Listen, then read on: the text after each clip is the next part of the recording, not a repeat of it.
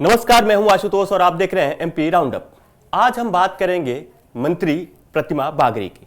प्रतिमा बागरी का एक video social media पर खूब वायरल हो रहा है। इस वीडियो में साफ दिख रहा है कि प्रतिमा बागरी एक सड़क को तोड़ रही हैं, वो भी अपने पैरों के ठोकर से।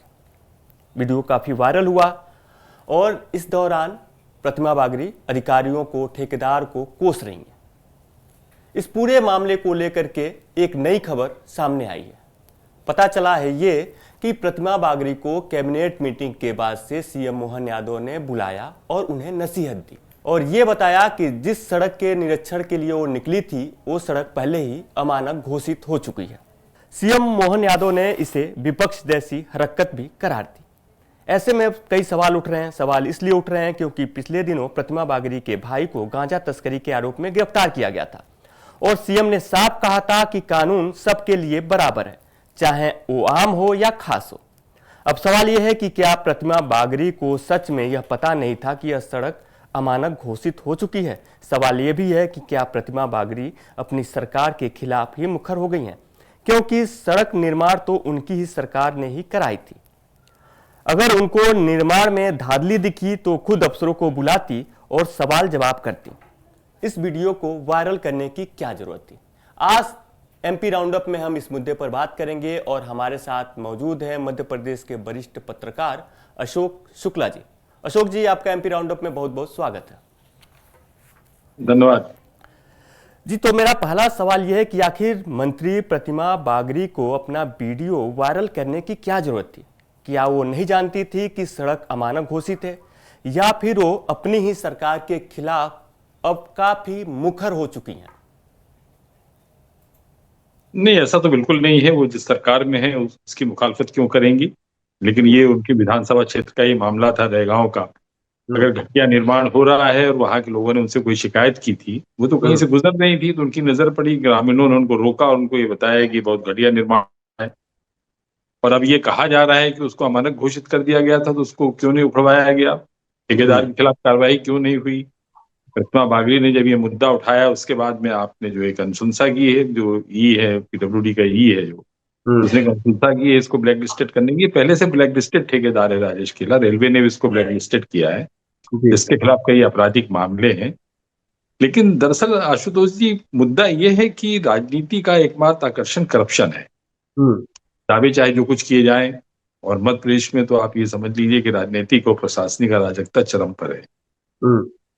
जैसा कहा जा रहा है कि वो अधिकारियों को बुलाती है, अधिकारी किसी की सुनते हैं क्या? सीएम को छोड़कर किसी की सुनते हैं क्या? शिवराज जी के टाइम पर भी हम लोग देखते थे कि पता नहीं कितने मंत्री विधायक जो थे रोना रोते रहते कि साहब उनकी इकबाल सिंह बैस सुनते नहीं है।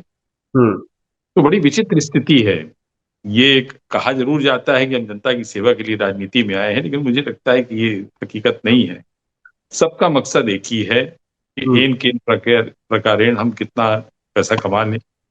नियम कायदों के पालन में मध्य प्रदेश में रिश्वत लगती है। और अभी जिस मामले को आपने उठाया, सड़क का मामला, इसकी वास्तविकता ये है कि बिना विभाग को सूचना दिए हुए ठेकेदार ने काम शुरू कर दिया था। 15 दिसंबर को फिर जो एसडीओ जाते हैं, जब कोई शिकायत मिलती है कि कोई औपचारिक जानकारी दिए बिना ही इसने ठेकेदार ने काम शुरू कर, उसकी निगरानी कौन कर रहा है? 3 किलोमीटर सड़क बंद कैसे गई? आज विभाग अपने आप को बचा रहा है।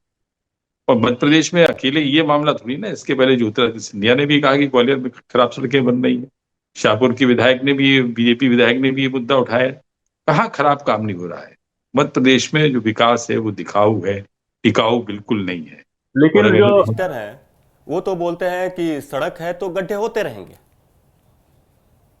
नहीं, सड़क होते हैं, गड्ढे होते हैं, वो एक दीगर बात है। लेकिन सड़क को कम से कम कुपोषण का शिकार तो नहीं होना चाहिए ना। कुपोषित सड़कें बन रही हैं। अभी एमपीएसआरटीसी ने जो सतना रीवा का जो 4 लेन बनाया हुआ है, उसकी हालत देख लीजिए, साल भर में क्या हो गई। आप उसमें टोल भी वसूल रहे हैं, रोड टैक्स भी ले रहे हैं। गुणवत्ता की निगरानी कौन करेगा? सिस्टम ये हो गया है कि छोटे चोर की निगरानी का जिम्मा बड़े चोर के पास में है।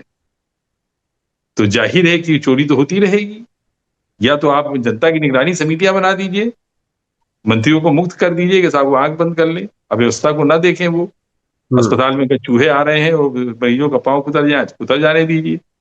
मतलब जो अव्यवस्था है उसको आप बने रहने दीजिए। ये सारा ठीकरा विपक्ष पे फोड़ते हैं, फिर नेहरू जी का नाम लेंगे, फिर कहीं अर्जुन सिंह का नाम लेंगे या और किसी का नाम लेंगे, दिग्विजय सिंह का नाम लेंगे। दिग्विजय सिंह के टाइम पे सड़क, पानी, बिजली की हालत बहुत खराब थी।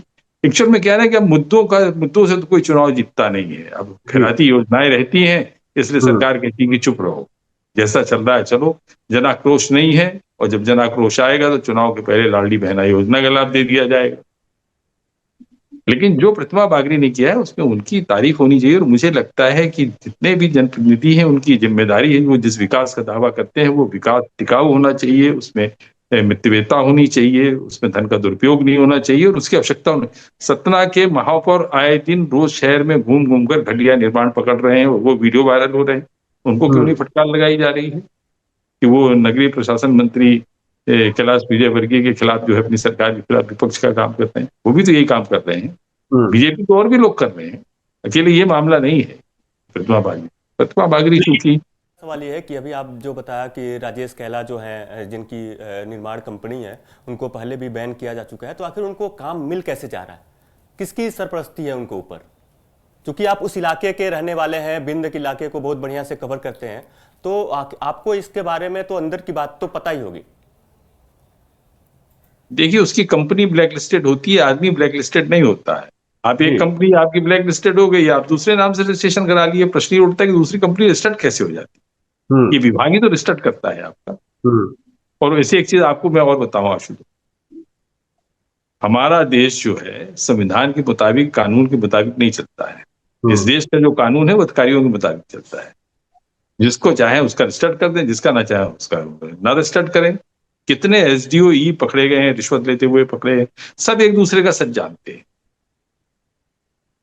एसडीओ क्या करता है ये ई जानता है, ई जो कुछ करता है वो ईएनसी जो होता है वो जानता है, मंत्री को भी पता है ये सब क्या हो रहा है। कांस्टेबल जो करता है उसके बारे में थानेदार जानता है, थानेदार जो करता है वो एसपी जानता है। देखिए सब आंख बंद करके बैठे हुए हैं। मतलब कुल चाहते हैं कि जो राज्य है मध्य प्रदेश जो है वो अफसरशाही वहां पे हावी है, जो जनप्रतिनिधि है उनकी कोई नहीं सुन रहा। जस्ट जब मैं कह रहा हूं ना कि प्रशासनिक और राजनीतिक अराजकता चरम पर है। जनता को तो 5 वर्ष का राजनीतिक गुलाम बना के रखा जाता है, एक बार वोट दे दिया फुर्सत हो गई। फिर खैराती योजना लेकर चले आएंगे। फिर आप बताइए, कोई मुद्दे गुड गवर्नेंस के नाम पे कोई पार्टी वोट मांग रही है क्या? नहीं, लेकिन आपने जो बात की कि लोक लुभावन जो वादे किए जा रहे हैं जिसको पूरा किया जा रहा है, तो कल कैलाश विजयवर्गीय ने इस बात का जिक्र भी किया और उन्होंने केंद्र सरकार से मदद मांगी। उन्होंने कहा कि जो चुनावी वादे हैं उसकी वजह से खजाने पे काफी खराब प्रभाव पड़ रहा है, लेकिन इसके बावजूद भी जो ये ऐसे लोक लुभावन वादे हैं सरकारें करती जा रही हैं।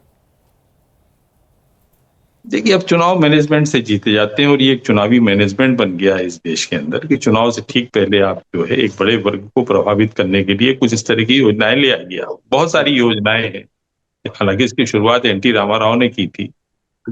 1 रुपए किलो गेहूं, 2 रुपए किलो चावल से, फिर अम्मा रसोई चली, तो ये तो चल पड़ा है, पूरे देश में चल पड़ा है। इसलिए मुद्दों की राजनीति समाप्त हो गई है और जो सत्ता में होता है वो जैसे तैसे जो है। करप्शन बहुत जबरदस्त है। मैं आपसे बता रहा हूँ, नियम कायदों के पालन में रिश्वत लगती है। आप नियम कायदों का उल्लंघन करें और आपसे कोई पैसे रखवा ले तो बात समझ में आती है। सरकार नियम बनाती है, सरकार ने नियम बनाया कि आप ड्राइविंग लाइसेंस के बिना नहीं चल सकते। अब हम ड्राइविंग लाइसेंस बनवाने जाएंगे तो क्या हमारा बन जाएगा? बिना रिश्वत दिए नहीं बनेगा। आप डाइवर्सन कराने जाइए तो आपको पैसा लगता है, म्यूटेशन कराने जाइए तो आपको, इवन आप जब रजिस्ट्रेशन कराने जाते हैं किसी संपत्ति के, प्रॉपर्टी का रजिस्ट्रेशन कराने जाते हैं, आप रेवेन्यू देने जाते हैं गवर्नमेंट को, वहां भी आपसे आधा % कमीशन ले लिया जाता है। तो जहां भी नियम कायदों के पालन में रिश्वत लग रही हो वहां पर समझ सकते हैं कि कोई काम कैसे हो रहा होगा। जितना भी काम हो रहा है, जो सरकार काम कराती है उसमें कहीं गुणवत्ता नहीं होती है और इसी के चलते पैसे का अपव्यय भी होता है। जनता जो है दुखी भी होती है, लेकिन क्या करे, उसके पास में कुछ नहीं। चलिए हम फिर अब आते हैं वापस प्रतिमा बागरी पे। प्रतिमा बागरी के भाई पिछले दिनों गांजा तस्करी के आरोप में गिरफ्तार हुए और अब नसीहत उनको मिली है, तो क्या आपको लगता है क्या कि उनकी कुर्सी पे खतरा है? देखिए, उनकी कुर्सी को खतरा इसलिए नहीं होगा कि वो अमित शाह और मोदी जी की पसंद से वो बनी है। बहुत युवा है, वो पहली बार वो मंत्री बनी है और अगर उनकी कुर्सी खतरे में पड़ती है तो इससे सरकार की छवि धूमिल होगी। जो जिस गांजा प्रकरण की आप बात कर रहे हैं तो वो प्रतिमा बागरी में तटस्थ रहकर अपनी बात कह रहा हूँ। प्रतिमा बागरी विवाहित हैं, लंबे समय से अपने ससुराल में रहती हैं और किसी व्यक्ति के द्वारा किए गए अपराध के लिए आप प्रतिमा बागरी को कैसे जिम्मेदार ठहरा देंगे? भाई हो, बाप हो या कोई भी हो। साधना सिंह का नाम आया था, डंपर कांड में आया था, क्या शिवराज जी का इस्तीफा हो गया था? ठीक है, अब उनका भाई आपराधिक गतिविधियों में लिप्त है तो उसको पुलिस ने पकड़ा है। तारीफ तो इस बात की होनी चाहिए कि ये जानने के बावजूद कि ये मंत्री का भाई है, जिले की पुलिस ने उसको छोड़ा नहीं और प्रतिमा बागरी ने उसको छुड़ाने के लिए कोई प्रयास नहीं किया। तो हालांकि जी जी बोले। जो लड़की अपने ससुराल में रह रही है तो उसका अपने भाइयों पे कितना नियंत्रण होगा? जी, मेरी कई लोगों से बात होती है तो सुनने में ये भी आता है कि वो किसी सियासी साजिश की शिकार हो गई इस पूरे मामले में। बिल्कुल। सतना जिले में अपना प्रभुत्व कायम करने की लड़ाई 3 लोगों के बीच में चल रही है। ये लड़ाई पहले कभी सुरेंद्र सिंह गहरवार और पीडब्ल्यूडी मंत्री हुआ करते थे नागेंद्र सिंह, उनके बीच चलती थी। फिर उसके बाद में नारायण त्रिपाठी और सांसद गणेश सिंह के बीच में चली है ये। तो ये लड़ाई सत्ता जिले मध्य प्रदेश में इस तरह की वो रहे हैं, इस तरह का राजनीति का दावट रही।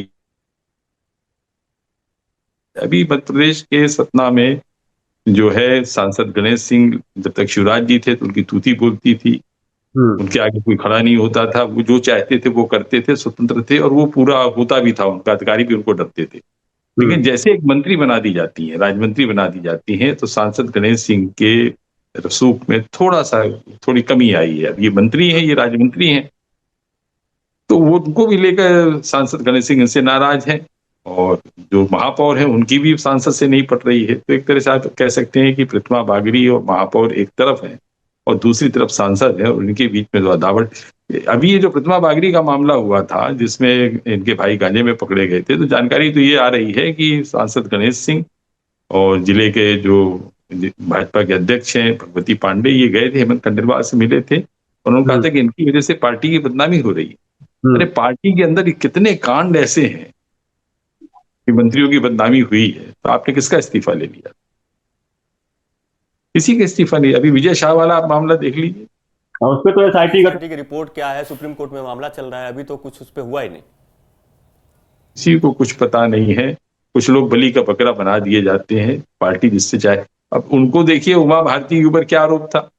कोई बड़ा आरोप तो नहीं था, वो एक मामले में अपराधी थी, हुबली वाले मामले में अपराधी थी, उनसे इस्तीफा ले लिया गया। शिवराज जी के टाइम पर कितने स्कैंडल हुए, व्यापम तो बहुत बड़ा स्कैंडल था, लेकिन कुछ नहीं, सब में क्लीन चिट। भूपेंद्र यादव जो पूर्व नगरीय प्रशासन मंत्री थे, उनपे कितने गंभीर आरोप थे। अभी उन्होंने गोविंद सिंह राजपूत पे आरोप लगाए, अपने पार्टी के मंत्री पर। लेकिन आप जो कमजोर व्यक्ति है उसके खिलाफ आप कार्रवाई कर लेते हैं, उसको डांट भी देते हैं। लेकिन अब कैलाश विजयवर्गीय ने जो मुद्दा उठाया है कि आपकी जो खैराती योजनाएं हैं, इससे राज्य सरकारों पे बोझ पड़ रहा है, क्या ये सरकार के खिलाफ नहीं जा रहा है क्या, उनका ये स्टेटमेंट? लेकिन आप उनके खिलाफ कार्रवाई करने से हिचक रहे हैं। इन्हीं के बेटे आकाश का एक बैट कांड हुआ था जिसमें उन्होंने बैट से पिटाई की थी नगर निगम के कर्मचारियों की, कुछ नहीं हुआ। चलिए अब राजनीति, हम एक सवाल मेरा है, चूंकि आप सतना के रहने वाले हैं, बिंद इलाके को बहुत बेहतर तरीके से जानते हैं। ये जो गांजा प्रकरण है, तो सुनने में ऐसा आता है कि जो बिंद इलाका है वहां पे आजकल जो नशे के सौदागर हैं काफी सक्रिय हो गए हैं। आखिर वजह क्या है? क्योंकि वहां के युवा नशे की दलदल में लगातार मतलब धंसते जा रहे हैं एक तरीके से। ये आज की बात नहीं है। ये जो विंध्य प्रदेश का इलाका, आप छत्तीसगढ़ ले लीजिए, उड़ीसा से गांजा आता है और दूसरी जगह से नेपाल से भी गांजा आता है, गोरखपुर से गांजा आता है, बड़ा केंद्र है। नशा जो है केवल विंध्य प्रदेश की समस्या नहीं, पूरे देश में आप देख लीजिए। पंजाब के हालत तो बहुत ही बदतर थे, पूरे देश में कहानी अवैध शराब बिक रही है। गुजरात में बंदी है शराब बंदी, तो क्या वहां शराब नहीं बिक रही? बिहार में आप देख लीजिए। तो गांजा तो क्या है, सस्ता नशा है, सस्ता नशा है। और जो करने वाले लोग ये बताते हैं कि टिकाऊ होता है, शराब के साथ जो तेजी से चढ़ता है उस तेजी से उतर जाता है, वो महंगा भी है। तो गांजा तो यहाँ बड़े चित्रकूट में आप चले जाइए तो हर बाबा के, हर महंत के डेरे पे आपको गांजे की पुड़िया मिल जाएगी। और पुलिस को सब पता है कि जितना भी काम होता है, चाहे वो कोरेक्स का काम हो या इसका ड्रग्स का काम हो या गांजे का हो, भांग हो, जितना भी है, पुलिस की सब जानकारी में रहता है। पुलिस की मिलीभगत से होता है। गांजा है, अवैध, जितने अवैध कार्य हैं, एक तरफ से आप गिनती कर लीजिए, उनकी लिस्ट बना लीजिए, वो सब पुलिस की जानकारी में, सरकार को भी पता है, सब थाने बंधे होते हैं। और जब कभी किसी को पकड़ना होता है तो उसको पकड़ भी दिया जाता है। ये जो पूरा जो गांजा प्रकरण हुआ है, ऐसा नहीं कि रामपुर और अमरपाटन में या चित्रकूट में गांजे की खेप पहली बार आई है, इसके पहले भी आती रही, लेकिन पकड़ा उन्हीं को जाता है जिनको टारगेट किया जाता है। तो ये जो रामपुर के विधायक हैं, मतलब ये चर्चा है, मैं निश्चित तौर पे नहीं कह सकता कि इसकी क्या सच्चाई है। तो उन्होंने संदीप चतुर्वेदी जो पीआई है वहां के रामपुर के, उनकी मदद से, एक पंकज सिंह में है, और उनके यहाँ जहाँ गांजा बरामद हुआ है, तो लंबे समय से गांजा उस इलाके में आ रहा था, ये पुलिस की जानकारी में था। लेकिन गणेश सिंह के वो खास हैं, रामपुर विधायक विक्की सिंह, ये एक साजिश के तहत जो है उसको पकड़ा गया। नहीं तो गणेश सिंह के भी तमाम आदमी पकड़े गए हैं गांजा बेचते हुए, कोई नई चीज थोड़ी ना है। बीजो पटेल पकड़े गए हैं, एक रामखिलावन पटेल राज्य मंत्री हुआ करते थे हमारे पाटन से, उनके तो सगा रिश्तेदार पकड़ा गया था गांजा, तो तब उनसे इस्तीफा क्यों नहीं मांगा गया। आज प्रतिमा बागड़ी जो है युवा है, वो अपने क्षेत्र की जनता के प्रति उत्तरदायी है। अगर क्षेत्र की जनता ने उससे कहा कि घटिया निर्माण हो रहा है, वो मौके पर पहुंचती है और किसी ने वीडियो बना लिया और वायरल कर दिया, तो इसके लिए भी प्रतिमा बागड़ी को जिम्मेदार नहीं ठहराया जाना चाहिए। कल सड़क उखाड़ी गई है, जैसा अधिकारी कहते हैं कि इसको अमानक घोषित कर दिया गया था, तो आपने इसको खुलवा क्यों नहीं दिया था, और ब्लैक लिस्टेड करने की कार्रवाई तुरंत क्यों नहीं की थी, ठेकेदार को तलब क्यों नहीं किया गया। जब ये मामला चर्चा में आया, पब्लिक डोमेन में आया, तब आपने कार्रवाई शुरू की। तो इससे समझ में आता है कि ये सब जो अब बचने बचाव में सब बातें की जा रही। और मुख्यमंत्री सीएम यादव, जैसा वो कहते हैं भाषणों में अपने, कि वो करप्शन फ्री गवर्नमेंट चला रहे हैं, जीरो टॉलरेंस से कानून अपना काम कर रहा है, तो एक मंत्री ने भी अपना वो कार्य किया है जो हर हर जनप्रतिनिधि को करना चाहिए। अगर उसके क्षेत्र में कोई काम हो रहा है तो उसकी गुणवत्ता सुनिश्चित करने की जिम्मेदारी उसी की है, और इसमें किसी को भी जो है आपत्ति नहीं होनी चाहिए। हाँ, क्योंकि ये उसी की होगी कि उसके विधानसभा क्षेत्र का सड़क खराब है, तो जवाबदेही तो उसी की होगी, जनता के बीच वही जाएगी वोट मांगने। एमपी राउंडअप में जुड़ने के लिए आपका बहुत बहुत धन्यवाद अशोक जी। मध्य प्रदेश से जुड़ी तमाम बड़ी खबरें देखने के लिए देखते रहें एमपी तक।